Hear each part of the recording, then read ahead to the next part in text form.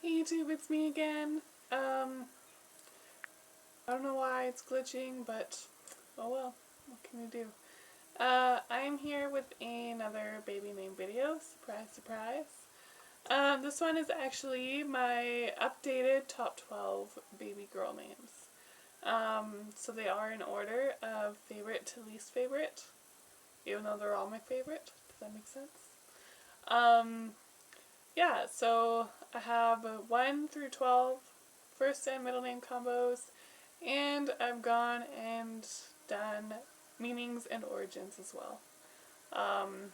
Some of these names have multiple origins, but I'm just going to list the origin that I am kind of taking it from, and that particular pronunciation kind of goes with that origin, right? So, because you know, like different languages pronounce different names differently. Different. So yeah, I have it all down here, a couple pages of it. It's not going to take that long, I promise. So, after much convincing of my own self, more so than anything, I actually do really like this name. It's my boyfriend's favorite name for girls. When I first heard it, I was like, ugh, that's not very pretty.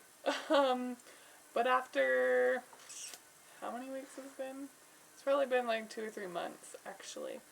And I finally actually really adore it.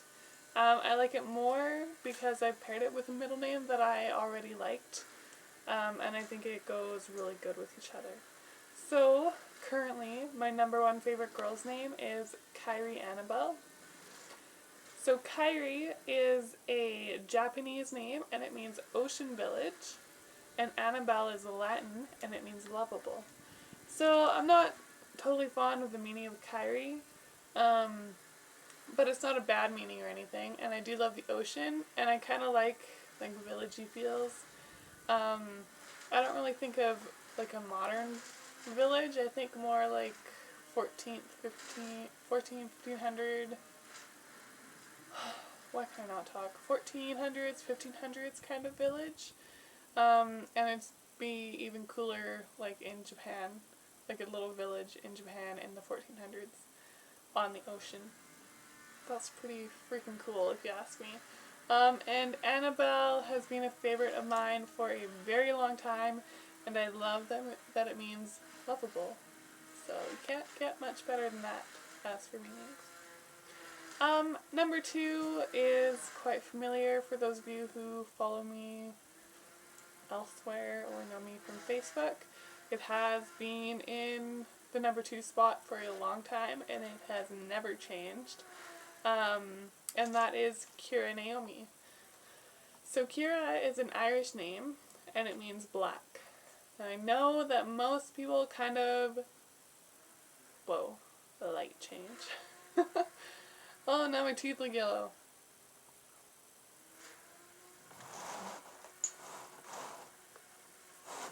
Piss.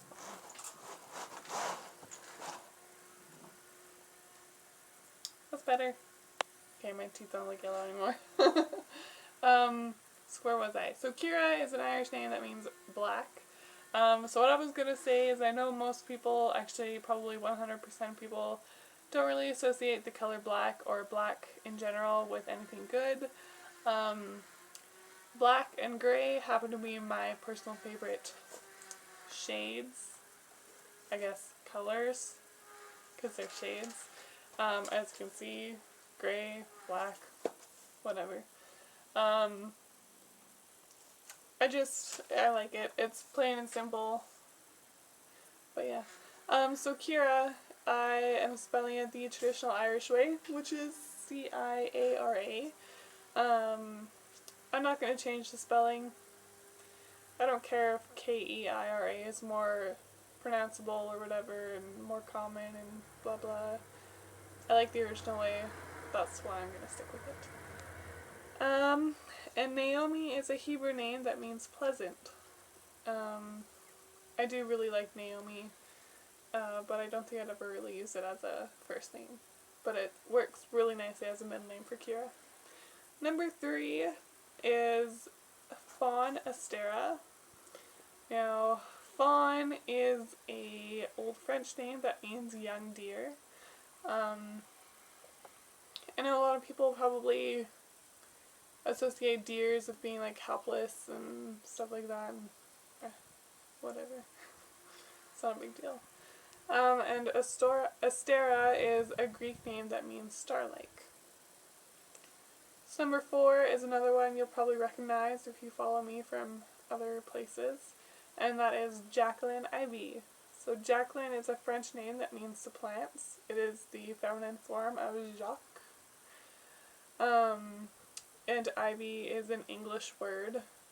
It's a plant. Number 5 is Elin Hope. Elin is a Sanskrit name that means intelligence, and hope is an English word that means belief, or to believe, or whatever. Belief, more so. Number 6 is Coralie Maeve, and Coralie is supposedly a variant of the Italian name Coralina, or Coralina. I don't know exactly how you say it. Coralina, Coralina, either way it's pretty. I couldn't find a meaning for it, so I just left it out. And Maeve is another Irish name that means intoxicating. Number 7, lo and behold, the only unisex name that I have on my girls list and that I actually can't really like.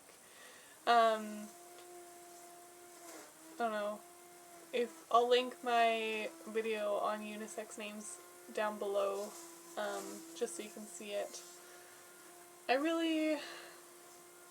can't say I'm against unisex names because I have a lot on my boys list, and I obviously have Blaire on my girls list, which is also on my boys list.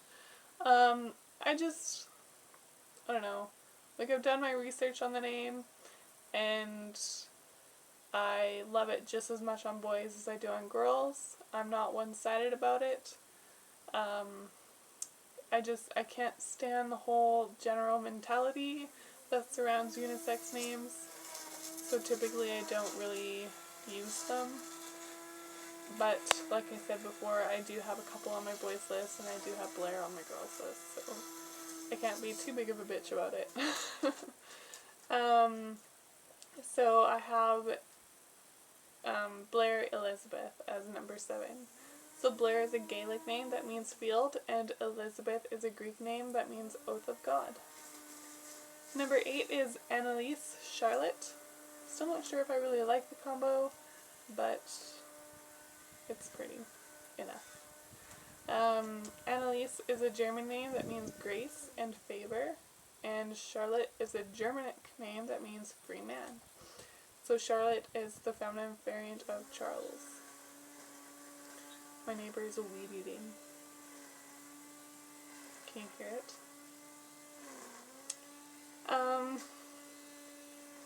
Number 9 is Etta Delphine. This might be a little bit more guilty pleasure, but I do really like Etta. I think it's absolutely beautiful. So Etta is an English name that means pearl, and Delphine is a French name that means dolphin. Number 10 is Rhiannon Tessa. Rhiannon is a Welsh name that means great queen, and Tessa has multiple origins, and it means harvester. Number 11 is Oleana Kate, and Oleana is a Nordic name. I couldn't find any meanings for it, so if you know, you can feel free to comment it below or whatever. And Kate is a Greek nickname that means pure. And last but not least is Ailey Rosalind. So Ailey is yet another Irish name, and it means torch, which I really like. And Rosalind is a German name that means soft and tender. So yeah, that's that for you guys. I'll be posting a video of my boys' names, probably maybe next Wednesday. I'm going to try and make my videos not quite so sporadic and random. I'm going to try and have a set date for them, So I'm thinking every Wednesday I'll do it or something. I don't really know. We'll find out if I actually get around to it. Maybe it'll be every Thursday. So yeah, and then just like a quick update I did in my last video. I am in the process of stretching my earlobes. I am currently at a 10 gauge. So that's the 10 gauge. You can kind of see through, not much. But these are single flared tunnels, and then they just go on with a washer on the back. These are easily my favorite jewelry. They're like a dark blue kind of stainless steel. I think I said that already. I'll be going to an 8 gauge at the end of August or so. Mid-August, end of August. Yeah. So, if you care. I might do my 10G to 8G stretch video, but it's kind of controversial because people who watch them think, I mean, I'm not saying every video out there does it correctly or whatever, but if you're doing it comfortably and generally the right way, if there's a little variant, that doesn't mean you're doing it wrong. It just means that you do it a little bit different than someone else. So I don't really feel like having little know-it-alls comment on my video and tell me I'm doing it wrong. So fuck off. So that's why I haven't really done a stretching video yet. But since I'm getting into the bigger sizes, I might start. My goal is a 2 gauge. We'll see if I get there. My goal was originally an 8 gauge, but I'm at a 10 already, and I'm like, fuck, I'm not gonna stop at an 8. But who knows, maybe I will. Maybe I'll stop at a 6. We'll see. But yeah, thanks for watching, and stay tuned for my next Wednesday video.